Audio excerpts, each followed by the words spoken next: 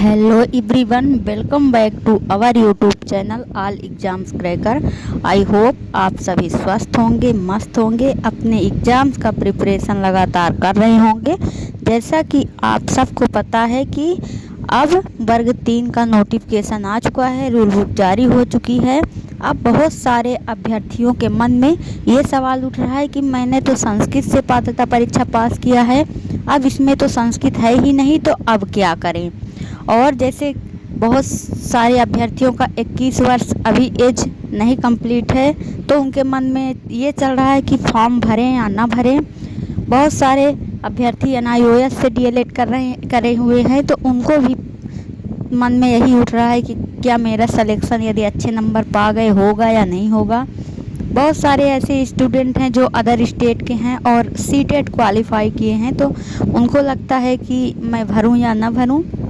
और बहुत सारे स्टूडेंट 2018 से पहले जो यदि पात्रता परीक्षा पास किए हैं, उनके मन में भी चल रहा है कि फॉर्म भरूं या ना भरूं। तो आज मैं इसी सभी बातों में जो ये समस्याएं उलझी हुई, इन्हीं समस्याओं का समाधान करने वाली हूं।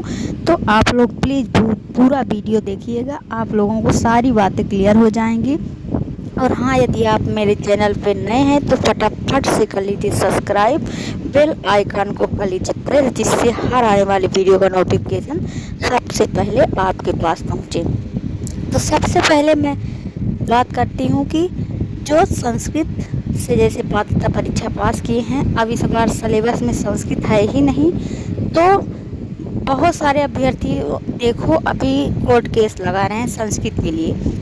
और यदि कोर्ट केस में फैसला पक्ष में आ जाता है, तब तो मान लीजिए संस्कृत रहेगी, अन्यथा संस्कृत नहीं रहेगी। आपको इंग्लिश अनिवार्य रहेगी, आपको इंग्लिश कंपलसरी रहेगी, इंग्लिश पढ़ना ही पड़ेगा, ऐसा आपके साथ होने वाला है।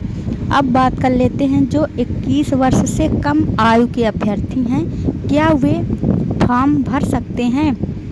तो यदि 1 जनवरी 2025 से वे 21 वर्ष के हैं तो फॉर्म भर सकते हैं। और यदि 1 जनवरी 2025 के बाद वे 21 वर्ष के हुए हैं, तो यदि फॉर्म भर भी देते हैं तो फिर सिलेक्शन में प्रॉब्लम्स हो जाएगी, तो वो अपना समझ लें अब क्या उनके साथ होगा।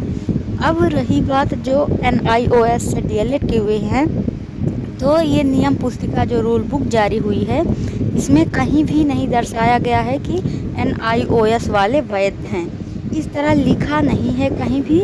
लेकिन मैं आपको यही सजेशन देना चाहूँगी कि आप फॉर्म भर दीजिए, क्योंकि अदर स्टेट में भी, अभी बिहार में भी ऐसा हुआ था कि फिर बाद में उनको मान्य कर लिया गया है। तो ये आपके साथ ना हो कि मैं फॉर्म नहीं भर पाया, पेपर नहीं दिया और NIOS वाले वैध हो गए। तो आपको फॉर्म भरना है, थोड़ा सा रिस्क लेके चलना है। अब बात कर लेते हैं सीटेट क्वालिफाइड हैं जो, क्या वे वर्ग 3 मेंस का एग्ज़ाम दे सकते हैं।